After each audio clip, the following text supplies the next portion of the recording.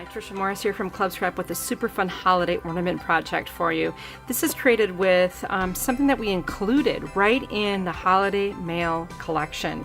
All the parts and pieces you need are right there. If you're just purchasing the kit separately, the little ornament kit separately, it will not have the adorable little sleigh bells included. Just want to get that disclosure out of the way. So this is the little box that is made from the kit. It's pretty easy to put together.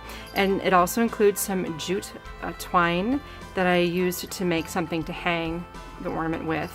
But if you open the box, you will find a little handmade maze book that you can actually put pictures in. And perhaps maybe memories from a specific Christmas that you would like to do, or maybe add a miniature of your family picture every year and just keep adding to it as you go. But this is a darling little Christmas memento. It would be great as a teacher gift maybe of all the students in the class for the year. I'm sure that you could come up with tons of ideas, but it's just so darling, and I thought I would teach you how to make it with the video because a video speaks millions of words. And so you'll need your trimmer, and we're going to begin by taking the sheet of cut aparts we've designed for you to help create the inside of the album. That'll come first. Now I want you to be very, very careful. This is not like a regular cut apart where you cut each individual piece into individual sections. But we do have to do a little bit of trimming here because we gave you a 12 by 12. That gives us some elements with which to decorate the outside of our cover. So just a small amount of trimming here. Let's place this into our trimmer so that the word Noel is in the upper left corner. And there are some trimming guides right here along this edge. This one right here specifically will put us in the trimmer at about 9 inches. In fact, it's right on the money at 9 inches. Now set this entire piece aside. This is going to become the inside pages of our little book. And then we have this little guy. Be very careful here too because there's an exciting bonus element that we can add. So I'm just going to remove these smaller pieces from the end. That will decorate the inside of your book. Then you have 3 pieces of artwork. I do not want you to trim it all. And then there's this little guy here on the outside. We'll cut him off. It's just like a piece of bonus artwork. Okay, so set this aside. I can't wait to show you what that becomes. This is not used in this project, but there you go. Now, you also have a piece of our new item. It's a folding board.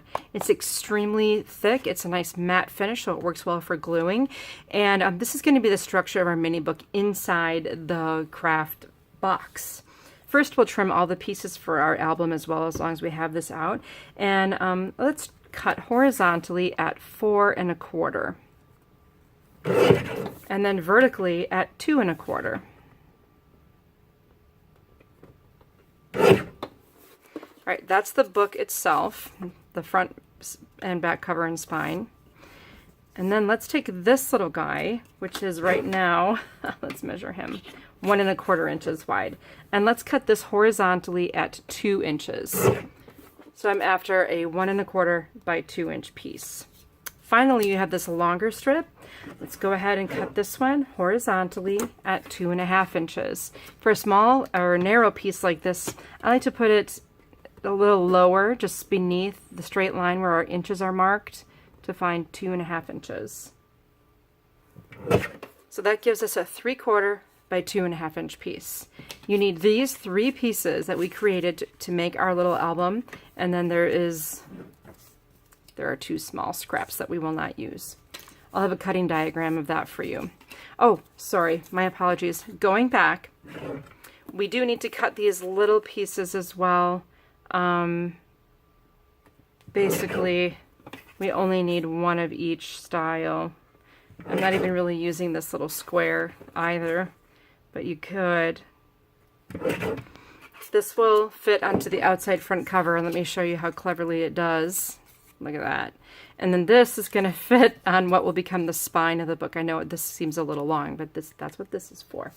All right, everything has a purpose. All right, now we have some folding to do, so I'm going to set this aside. Out of this, we'll make a traditional maze book. So let's do our long folds first. We're going to fold it like a hot dog. So that would be the long way in half. And you're building the structure of your book, so right now is a good time to be as accurate as possible with your folding. And then we'll take we just made a mountain fold. We'll take the free edge now and fold up to the mountain. Okay, and then flip it all over. Take the other free edge, fold it up to that mountain fold. So that's pretty easy. If you want, you can go over that with a bone folder. Then open it. And now we're going to fold it like a hamburger. And I believe this is the right way. I seem to always get it wrong. I think that our art should be on the outside at this point. Folded it in half. Now we created a mountain fold. Now let's take one free edge, just like we did before, bring it up to the mountain. Crease, flip, bring the other free edge up to the mountain. All right, now we have another free edge here. This outside edge, I'm going to fold that up to a mountain. Again, making sure everything's nice and straight. Flip it. Take the other free edge up to our mountain. Since the paper is text weight, it will fold easily for you. Okay, now we have something that looks sort of like a short little mountain and a tall mountain. Let's reverse the fold in the center. And we're going to take this edge up to the center now to fold those pieces in half. And then flip it around and do the same thing on the other side. The same thing could be accomplished with scoring, but it just never seems to quite work as accurately as this method. Then unfold the whole thing, and you're going to need a cutting mat and a craft knife. Or you'll need a scissors and a steady hand. I like to use the craft knife in this case. It's just a little bit more accurate. If you study this very carefully, you'll notice that there is a solid line on this crease here that turns into a dotted line when it reaches the bottom. Same thing on this vertical fold here that you made, the long fold. It turns into a dotted line here. And then, differently, this center line, there's a cut mark that starts here and ends before I reach the edge. So it's important when we make these cuts, we'll start at the top edge and stop just at the last fold.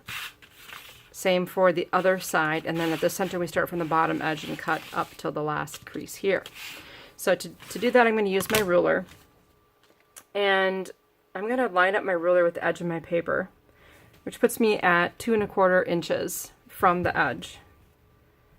And then I know I'm level, and all I need to do is make sure I stop. Let me move this forward a little bit here.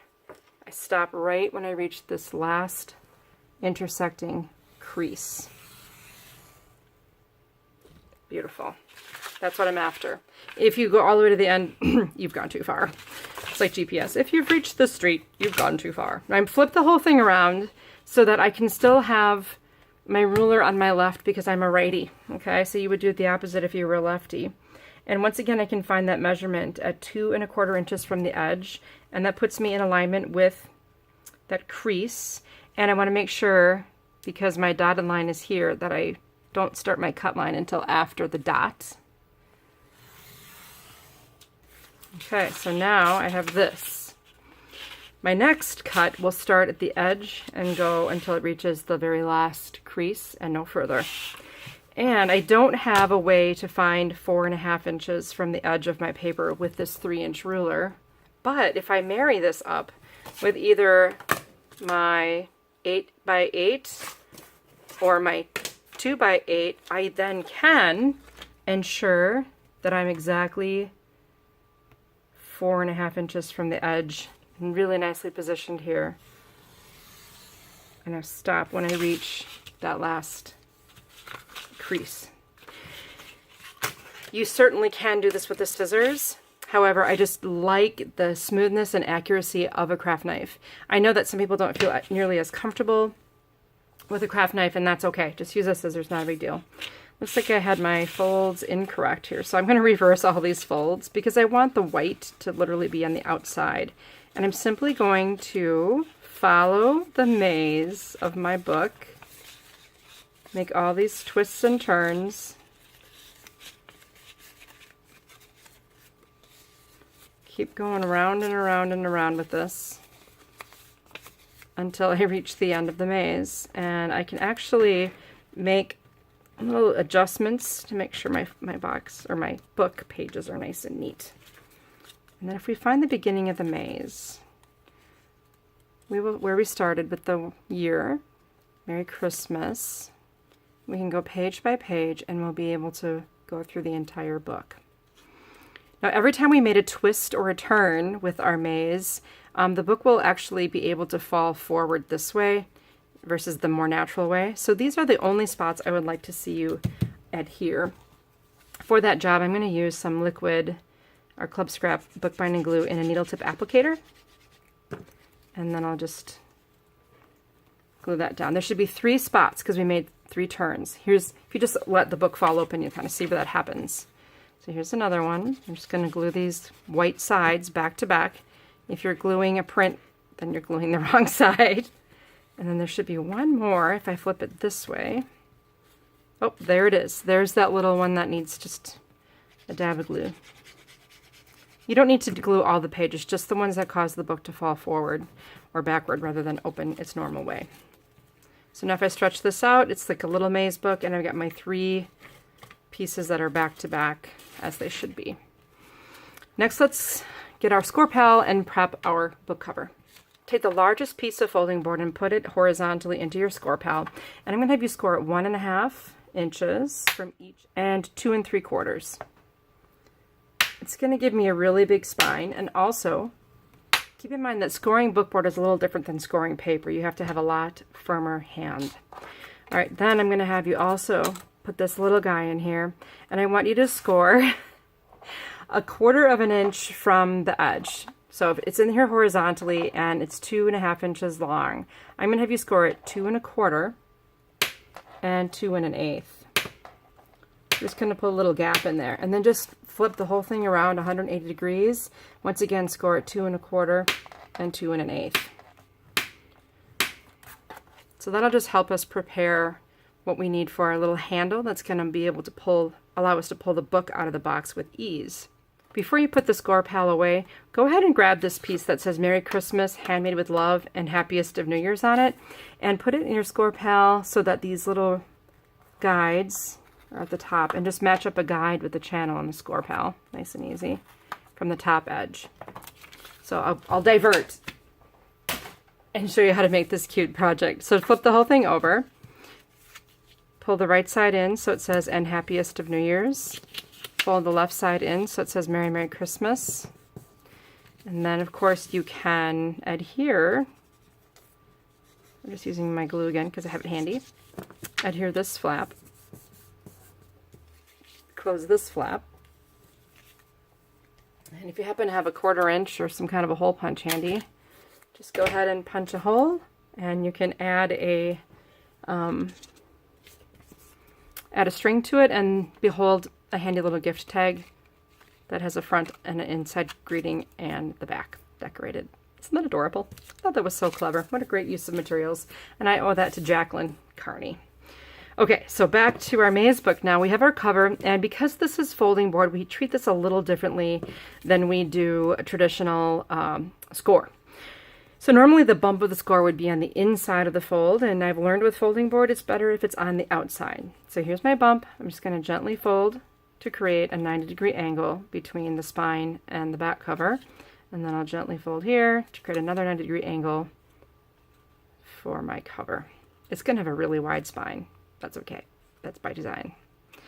All right. Then before we add anything else, I'm going to also have you fold on this little handle. I just devised this so that those 2 neighboring score lines end up creating a small pleat. So do the same thing on the other side, just fold down, and then on that second neighboring score line, fold in. It just almost puts a little jog into it. Okay, now this is going to live on our spine and act as a little handle. Because once I got this book into the box, I couldn't get it out. So that's why, you know, necessity is the mother of invention, right? Okay, so then to attach this, you can do it 2 ways. We've provided one of those ways to you by giving you 2 sweet little mini brads Those are Deb's favorite thing to pack into kits. And I am kidding about that. I'll just line this up with the spine of my book cover onto a cork board, and I'll use a piercing tool to pierce through both layers. I'll do that on the other end as well. Just, you know, eyeball the center. It's so tiny. And then I'm also going to put some bookbinding glue on the ends as well, just for safekeeping here. I'll realign those pierced holes. And then I can also, while the cork is still there, just drop in the brads. Deb's favorite. Really make sure you got it all the way through. Sometimes the top end of your awl is a good thing to use for that job. Okay, then pull it out and then flip it over and spread those prongs. If you need to rotate them, if they're a little close to the edge, you can always do it so that they go left and right instead of top to bottom. Do the same on the other side. All right, I had a little glue on there, so I think I'm going to try to make sure this becomes my front cover. I can do that right now by simply placing the smaller piece, and you can attach this with foam adhesive circles that we have. Just simply grab a couple of those. And I love that I can just pop these backings off. So this is just an optional method to attach it. You don't have to do it this way. I'll center that. I don't know if you can even see. It's such a tiny little project. And then I'll take this guy, you know, to go above and beyond. I'll take some of my earth ink. Just ink the edges of this. Again, optional, but a suggestion or an idea. Bookbinding glue here, or you can just use your favorite adhesive, of course. And layer that onto the front cover of our book. I'm doing all this, as you can see, before I put the pages in. And then from the cut-aparts, find one of the little handle covers, just some cute little holiday postage stamp artwork. Add a little glue to this. Check your orientation, make sure this is right side up, and so is this. And that should fit, and it does, right into my scored area. Oh my gosh, this is just getting cuter by the second. Okay, then, because you have identified the front cover of your book, make sure that the first page of your book, your inside pages, corresponds with that. I'll go ahead and put adhesive on the back page. Oops, don't want to get it in there. And put that right down onto the book board. It should align. I mean, it's going to be, it's the same size. There will not be a margin. Then the other page will go onto the opposite cover. So I'll just make sure I apply glue to this. And if you're using a wet adhesive, be sure to check too that if glue did get onto any of the neighboring pages that you can open them and fix that up right away. Not that I would know anything about that. It's learn from Tricia, you know? Let her make the mistakes. That's what I gotta say. I use my bone folder to sort of get in there. Look, mini book, mini bone folder.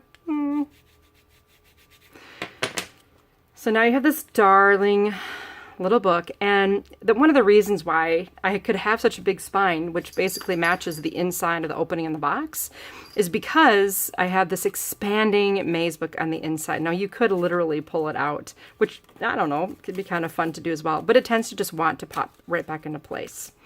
Then you have your little box. And I had a hard time figuring out which side I wanted to make the lid. I ended up putting the word fragile on the bottom of the box. So then you have this other larger flap here.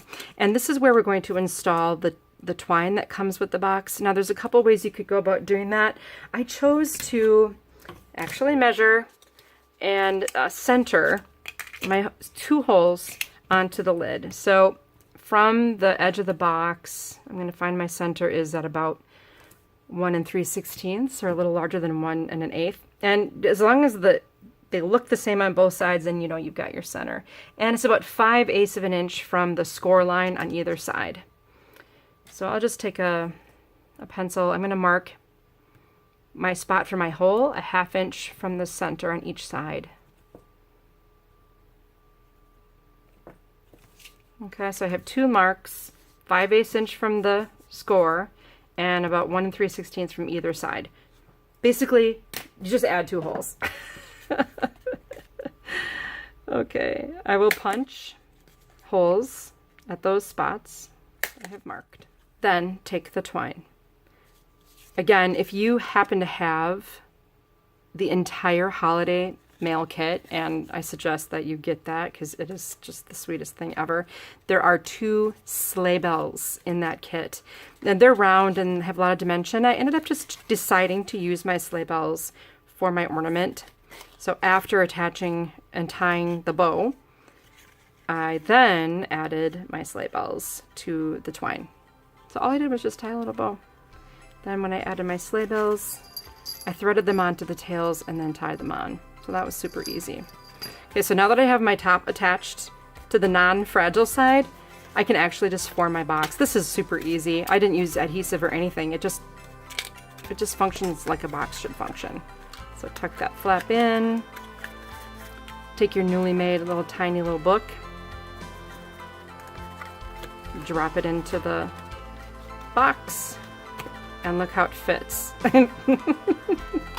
I'm sorry, these things just make me so incredibly happy. I love it. Look at that. So, so cute.